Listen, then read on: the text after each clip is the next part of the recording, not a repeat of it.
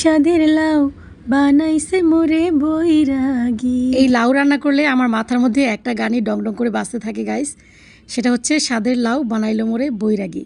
তো আজকে বৈরাগী হওয়ার জন্যই বাজারে চলে আসছি লাউ কেনার জন্য, আর কিছু সবজি কিনে নিয়ে যাব। হ্যালো এভরিওয়ান, আসসালামু আলাইকুম। কেমন আছেন আপনারা সবাই? আশা করছি সবাই খুব ভালো আছেন এবং সুস্থ আছেন।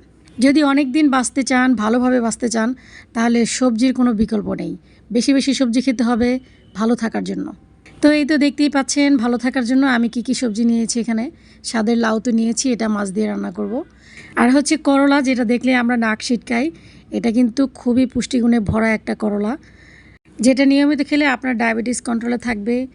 আর যদি আপনার কৃমির সমস্যা থেকে থাকে সেটাও দূর হয়ে যাবে। তাছাড়া আপনার শরীরে যদি অ্যালার্জি থাকে সেটাও কিন্তু দূর হয়ে যাবে।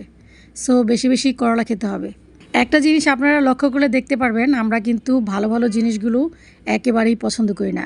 মানে যেই জিনিসগুলো আমাদের শরীরের জন্য অনেক বেশি উপকার, সেগুলো দেখলে আমরা নাক ছিটকাই। এরকম আরও অনেক ভালো জিনিস আছে যেগুলো দেখলে আমরা নাক ছিটকাই।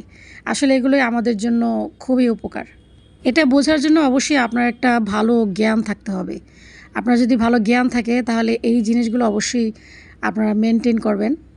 তো আমি সবজিগুলোকে কেটে খুব সুন্দর করে ধুয়ে নিয়েছি, দেখতেই পাচ্ছেন সব কিছু আমার ধোয়া হয়ে গেছে। আর এখন আমি লাউয়ের খোসাগুলোকে সিদ্ধ বসিয়ে দিলাম ভর্তা করার জন্য। আর এটা আজকে অন্যভাবে ভর্তা করব গাইস। খুবই খুবই খুবই মজা হয় এই ভর্তাটা, সেজন্য আজকে আপনাদের সাথে শেয়ার করছি। আমি আজকে তেলাপিয়া মাছের পেটি চাক দিয়ে লাউ রান্না করব, আর চিংড়ি মাছ দিয়ে রান্না করব করলা ভাজি। তো যাই হোক, এখানে দেখতে পাচ্ছেন আমি কিছু রসুন নিয়েছি, পেঁয়াজ নিয়েছি, আর নিয়েছি কাঁচামরিচ। সামান্য একটু লবণ দিয়ে আমি সবগুলো উপকরণ খুব ভালো করে থেতো করে নিয়েছি। আর লবণ দিলে কিন্তু খুব তাড়াতাড়ি থেতো হয়ে যায়, সেজন্য আমি সবসময় লবণটা ব্যবহার করি। সামান্য একটু পেঁয়াজ কুচি দিয়েছি, আর এখন দিয়ে দিচ্ছি থেতো করা রসুন, পেঁয়াজ, কাঁচামরিচ। এভাবে রান্না করে লাউয়ের টেস্টটা অনেক ভালো আসে। তো এখানে দেখতে পাচ্ছেন আমি আধা চা চামচ আদা বাটাও দিয়েছি।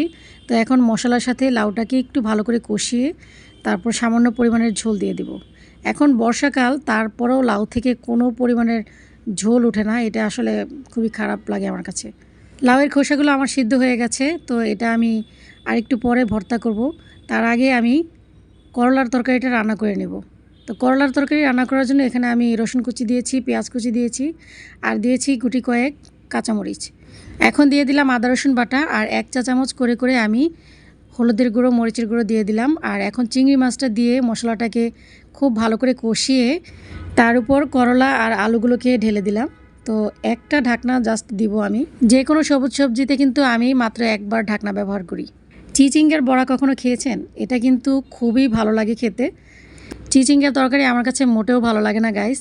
তো চিচিঙ্গার ভাজিটা একটু ভালো লাগে, আর এইভাবে যদি বড়া বানিয়ে খাওয়া যায় তাহলে আরও বেশি ভালো লাগে। এটা অবশ্য বড়া না, এটা হচ্ছে আপনার আলুর চপ, বেগুনের চপ আমরা যেভাবে বানাই ঠিক সেইভাবেই বানাবো আজকে।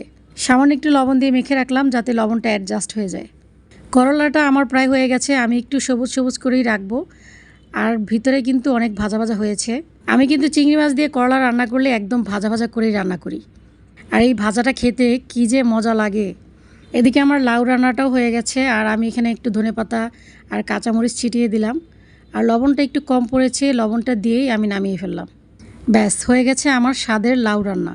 স্বাদের লাউ তো রান্না করেছি, এখন স্বাদের লাউয়ের খোসা দিয়ে ভর্তা করব, আর এই ভর্তাটা খেতে অসম্ভব মজা লাগে।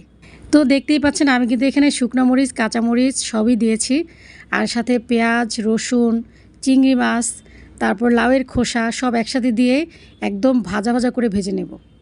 আমি কিন্তু লাউয়ের খোসা দুইভাবে ভর্তা বানাই, একটা হচ্ছে এরকম ভেজে, আর একটা হচ্ছে তেল ছাড়া ভর্তা। তবে দুটা ভর্তাই একদম ফাটাফাটি হয়। ভর্তা খাওয়ার ইচ্ছা থাকলে, মন মানসিকতা থাকলে সব কিছু দিয়েই কিন্তু ভর্তা বানিয়ে খাওয়া যায়। সামান্য একটু ধনেপাতা দিয়ে দিলাম, আর এই ধনেপাতা দেওয়ার কারণে কিন্তু ভর্তার ঘ্রাণ এবং স্বাদ দুইটাই অনেক গুণে বেড়ে যাবে। আর এটা গরম ভাতের সাথে ও মাই গড খুবই খুবই খুবই মজার হবে। তো এখন আমি চিচিঙ্গানি বানাবো, যেহেতু বেগুনের মতো এটা, সেজন্য এটার নাম দিয়েছি চিচিঙ্গানি। তো যাই হোক, আমি এখানে বেসনটাকে সব ধরনের মশলা দিয়ে, মানে যেভাবে আমরা বেগুনি আলুর চপ বানাই সেইভাবেই মেখে নিলাম খুব সুন্দর করে। আর ব্যাটারটা অবশ্যই একটু মোটা থাকতে হবে। এই চিচিঙ্গার বড়াটা আপনি ভাতের সাথেও খেতে পারবেন, আবার বিকালের নাস্তা হিসেবেও খেতে পারবেন। যেভাবেই খেতে চান সেভাবেই খেতে পারবেন। আর এটা বানানোর পর কিন্তু আপনারা বুঝতেই পারবেন না যে আপনারা চিচিঙ্গা দিয়ে বড়া খাচ্ছেন, মানে এটা অসম্ভব মজার হয়। তো আমার আজকের ভিডিওটি আপনাদের কাছে কেমন লেগেছে অবশ্যই কমেন্ট করে জানাবেন। আজ এই পর্যন্তই, ফিরে আসবো নতুন আরেকটি ছোট্ট ব্লগ নিয়ে। সেই পর্যন্ত সবাই ভালো থাকবেন। আল্লাহ হাফেজ, আসসালামু আলাইকুম।